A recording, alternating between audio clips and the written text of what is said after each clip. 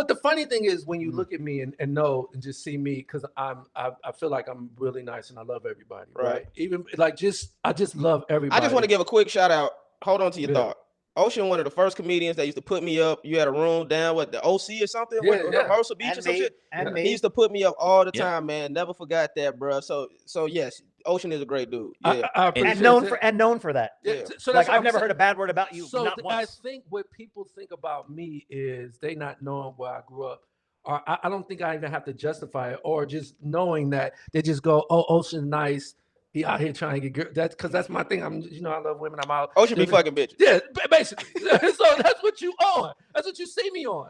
So when you see that, Will you go, Will Me and Smith. London both our heads dropped like this in unison. well, because London knows and Justin knows. Yeah, I'm on that. I'm just not as vocal because he's crazy. Well, he said it. He said it. Yeah. But I just saw him the other night. Exactly. And it was hand in hand. So I saw that. Right. Two nights ago, I think it was. I was like, and then I think about the other times. Yeah, that's somebody that. So that's what I'm on. So for you to be like anything to me, I just didn't understand it. That's why that's what I said. I initially got off. I initially like, oh, he on one. Let me just let. But then when people calling me like he's still like Ocean just, and I'm like, nah, you ain't about to. I had a conversation with a comic. I'm not going to say his name, but I had a conversation with a comic, and he was like, "It was good that you went back on and said something because a stigma can be put on you that's not facts. It can be like, oh, well, he said this, and Ocean didn't defend himself, so I had to go back on there and say something because normally I would just let the shit go, like, man, talking like he always talking, and that's what he's becoming known for more than him being funny because he's actually." Funny. Yeah. He's a really good stand-up He's comedian. a really good stand-up and his videos and all of that. So he's becoming more of that, of talking shit about situations instead of him in his comedy. Do y'all feel like we got to start doing that? I almost feel like the comedy game is so similar and parallel to the rap game. Mm-hmm. And do you think, I don't know, maybe people should start doing like fake beefs and stuff like that just to get the algorithm? And I've had somebody, a veteran comedian, encourage me. And this was, I think, before the TV stuff, and he said, man, you such a cool dude. He said, man, but you need to go just get into a fight. I said, get into a fight, yeah, get some energy around you, man, just turn up, and then and go to the top. And that was his angle. That's never been my. let me guess. This is Scruncho. Was it Scruncho? No. Okay. But he's up in that group. Okay, because Scruncho would knock a nigga out, bro. Yeah. So I've never wanted to. And I say that with the utmost respect. Scruncho know I love him, but he'll knock your ass out. So that's never been my approach. My whole thing has always just stick to my lane and just. If I try to move and if I try to go about my goals from another person's angle, it's not gonna work for me. Even if I went, let's just say if I wanted to fight, and I'm not a fighter, so in the sense of I wouldn't even. My argument ain't gonna last that long because I shut down. Right. I'm way more quiet. So after a couple lines, I'm like, or even if I went I'm not also super passive either. So I'm not taking the disrespect, but I'm not caught. So I think as long as everyone does whatever really works for them. But if you're a fighter, then there is a lane for you to move however you're gonna move through fighting. Right. That's just not my angle though. Do y'all consider yourselves alpha males or beta males? And I want to know, do any man ever considers himself a beta male, or is it someone else? Like I know through and through I'm an alpha male, like through and through. But what do y'all consider yourselves? I think I consider myself an alpha male, but I'm like London too, man. Like I'm in my own lane. Like I'm not. I love everybody. I'm glad people are doing well. When I see everybody, I'm like, man, how you doing? Everything good, man? Congratulations on your shows and TV and working. I love all of that. My success isn't dictated to your success or your success or your success. So I love everybody and I just stay in my own lane. But in my mind, I do believe I'm one of the best and I go up and feel like that. And then when I go on stage, I feel like I don't care who I'm going behind or what it's been. I'm going to do my thing. Straight up. That's my thought pattern. And that's what gets me through everything because I don't care. I remember when I first started, I used to be scared of D-Ray room. Now I'm begging D-Ray. I'm like, man, I'm when terrified. are you putting me I'm terrified of that room. I won't even walk. I'm terrified. Are you for real? Man, come on. I feel like, in my opinion, black audiences are smarter than white audiences because they won't let you get away. You are with fucking canceled, buddy. anything. You're fucking canceled by the white Oh, community. I'm telling you, dude. I know when I've done black audience, like they will tell you if it's funny and they will tell you if it's not Straight funny, up. and that's why I say smarter. Like there's no, for me, Straight you know, up. it's real. I mean, It could be a tough room. It's so if funny. you do I good, you do disagree, good. though. For me, If you're not a good comedian, No, I disagree. it could be a tough room. I think that we are the most giving race, so we will allow other race to come in and do, and we'll be like, okay, but you better do good. I've seen some Okay. white I mean, comedy. But you're saying white comedians. You're saying for him.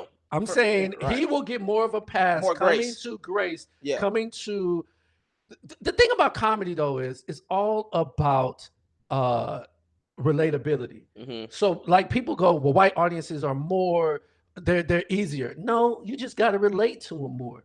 And that's how the funny is. Yeah. So you just got to relate to black people, Asian. That's why I don't do theme nights anymore. I just do comedy. I'm not coming in going, I got to do a black audience. I don't like that. I wanted to talk to you about that Yeah. because he was saying before we started recording how he don't do theme nights, and people that don't know comedy, like they have like a black night, you know. So even like D-Ray show is like basically it's black night at Right. the Improv. Right. You know what I'm saying? The Comedy Store got their black night on Right. Thursdays, Crackle on Thursday, Laugh Factory got Chocolate Sundays on Sunday. So it's so funny because I did a show last night, about to name drop with T.I.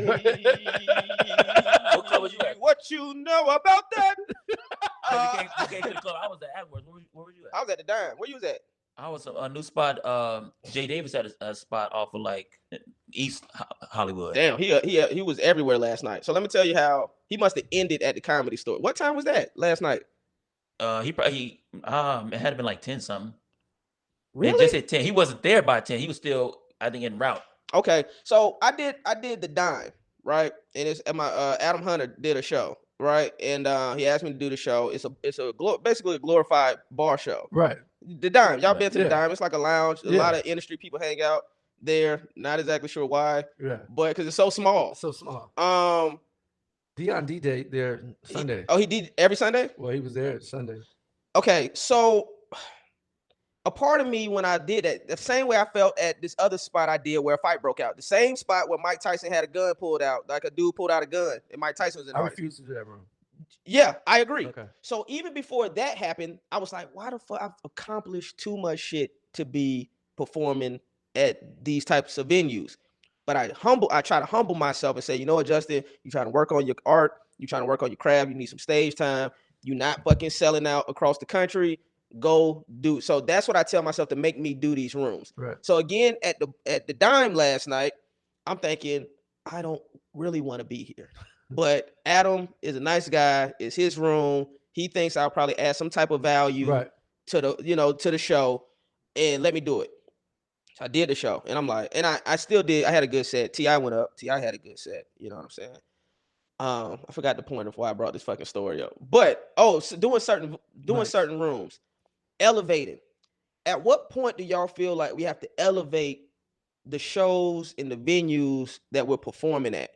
Or do you think we should be on some stage to stage? Let's just go up and work on the material. See, so you want to go first on this? I think that I feel like a stage is a stage as far as if it's allowing you to grow.